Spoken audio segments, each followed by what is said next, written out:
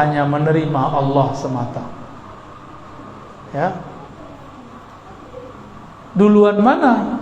Menolak atau menerima? Coba buka ayat kursi. Allahu la ilaha illahu. Allah dulu baru la ilaha illahu. Allah itu isbat. Kita tetapkan dulu nama Allah di kalbu, baru baca la ilaha. Ilaha dengan pikiran. Maka kalau orang belajar zikir dalam thariqah, itu pasti la ilahanya diarahkan ke pikiran. La ilaha. Itu kan? Itu rahasianya begitu. Karena pikiran ini bisa mikir banyak. Kalau kolbu nggak bisa banyak, kolbu cuma satu. Kolbu hanya mampu memikirkan satu, hanya mampu mengarah kepada satu. Nggak bisa dua. Ya, tidak ada dua kolbu di satu dada, nggak ada. Ya. Nah, ini tips. Jadi kenapa nih kita kalau zikir la ilaha illallah nggak ada rasanya? Karena tidak mengikuti teknik ayat kursi. Nah, ini teknik ayat kursi. Sebelum baca la ilaha illallah, sebut dulu nama Allah di kalbu. Allah, Allah, Allah. Isbatkan dulu, tetapkan dulu nama Allah di kalbu. Baru baca la ilaha, dihunjam lagi ke tempat kalbu yang tadi baca Allah. Illallah. Kalau nur ketemu nur, disebut nurun ala nur. Nama Allah itu cahaya. Kita masukin lagi nama Allah, cahaya lagi. Cahaya berlapis-lapis cahaya.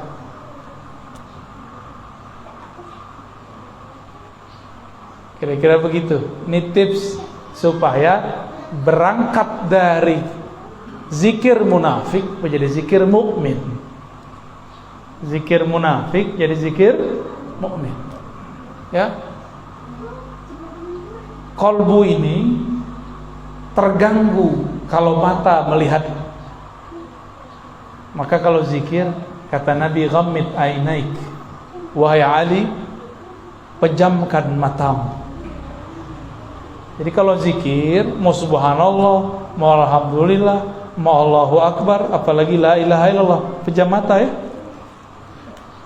Ustaz, Buya, Syekh, saya kalau zikir pejam mata tambah banyak yang kelihatan. Wah, berarti belum isbat nama Allah di kalbu. Ya. Kenapa ada namanya titik-titik zikir? Untuk memfokuskan kalbu, untuk membatasi fikiran yang melayang-layang. Maka ada namanya titik-titik zikrullah. Ya, kita ini kalau jalan nggak pakai GPS, bingung mau kemana. Maka teknik diambil dari titik pusat, dibawa ke ubun itu, semua itu namanya GPS la ilaha illallah. Ya, nikmati, jangan bilang ini kayak bid'ah, jangan begitu. Ya, orang sudah nangis zikrullah, kita masih mikir. Ya. Suatu kali Nabi bercerita, nanti kelak di akhir masa, yaitu hari kiamat, pada masa hisab dan mizan, ada seorang hamba dalam track record hidupnya tidak pernah berbuat baik secara zahir. Ketika dihisab, semua laporannya disebut sijilat, lembaran-lembaran laporannya semuanya maksiat, maksiat, maksiat, maksiat, maksiat.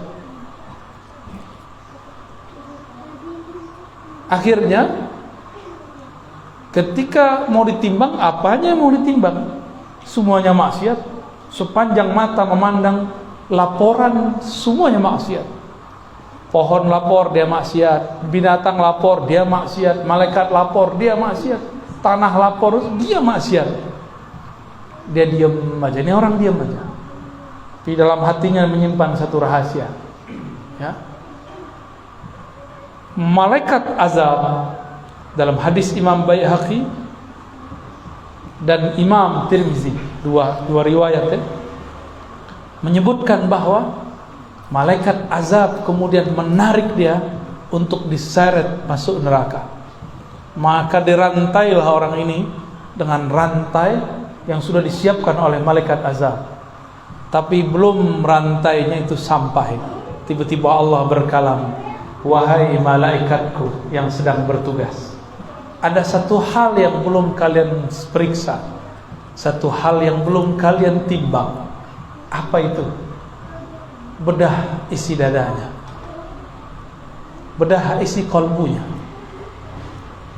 Lalu malaikat pun membedah kolbunya, dikeluarkan ternyata jantungnya berdenyut menyebut nama Allah, Allah, Allah, Allah, begitu.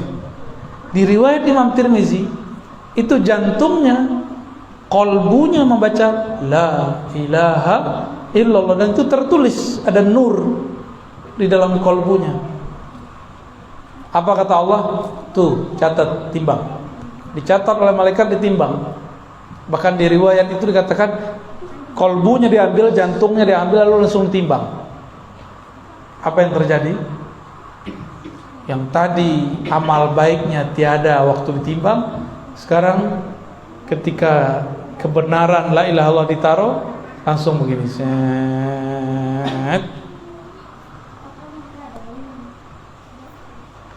Oleh karena itu Allah pernah berfirman kepada Nabi Musa ketika Nabi Musa mengatakan, ya Allah ajarin aku zikir yang khusus. Allah mengatakan, kul la ilaha illallah, baca la ilaha illallah.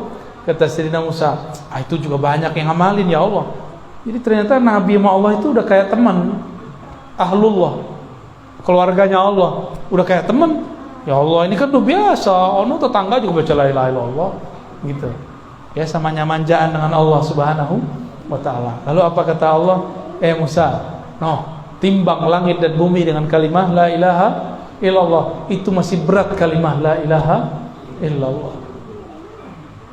Maka Nabi Musa langsung sukut, langsung diem. Itu malaikat sama kayak Nabi Musa awalnya, nggak tahu. Ketika ditimbang, semua kesalahannya hilang. Masuk surga apa neraka? Masuk surga. Karena ternyata di dalam darahnya mengalir lafaz la ilaha illallah. Di sini Kiai ada zikir jamaah ya, la ilaha illallah ya.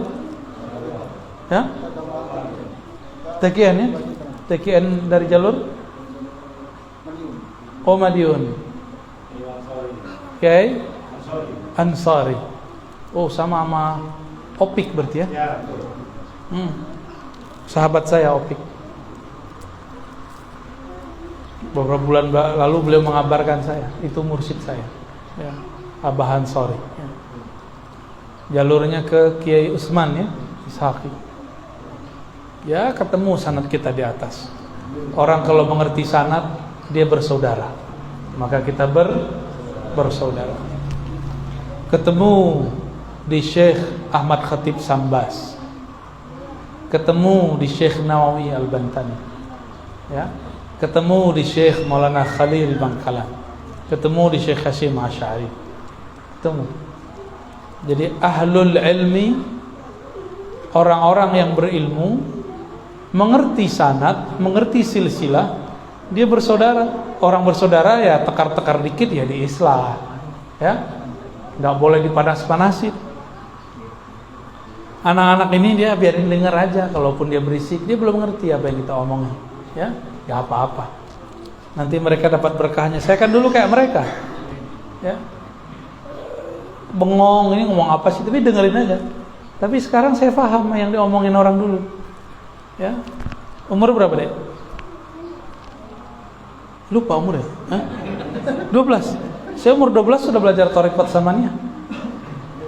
Ya, sudah tahlil udah hilang. Kalau tahlil saya nggak ada lagi sama badan saya. Seumur dia nih. Thariqat samaniyah, qadiriyah, khalwatiyah. Thariqatnya Abah Guru Sekumpul. Ya. Ketemu sanadnya nanti di Syekh Abdul Somad dan Syekh Arsyad Al-Banjari, Abdul Somad Palembani, Syekh Arsyad Banjari. Ketemu lagi di atasnya Syekh Muhammad bin Abdul Karim As-Sam'ani, ya, Al-Madani di Madinah. Seumuran ini Pak. Saya bilang ke bapak saya, jadi bapak saya itu nyimpan buku-buku tasawuf, buku akidah, buku-buku unik lah, disimpan di suatu lemari. Bapak saya bilang, jangan baca buku ini. Kalau cowok-cowok yang penasaran kayak saya dilarang begitu gimana? Coba-coba, kepo. Saya carilah itu kunci, ketemu, kita buka kuncinya. Dulu saya hobi baca komik, jadi seumuran kalian saya baca komik. Tapi saya bosan baca komik. Ini komik apa aja dulu saya baca.